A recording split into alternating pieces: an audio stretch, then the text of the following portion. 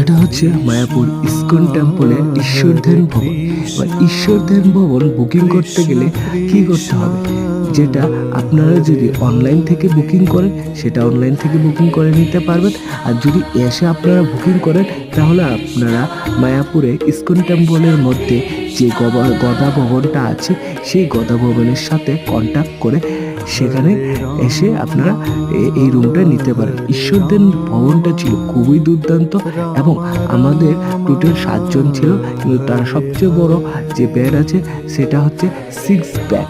ঠিক আছে, এই রুমটাই আমরা নিয়েছি, যার দাম মাত্র 2060 টাকা নিয়েছে, কিন্তু খুব সুন্দর ছিল, আমাদের এক্সপেকটেশন থেকে অনেকটাই সুন্দর ছিল এই ঈশ্বরধ্যান ভবনের 4th ফ্লোরটা।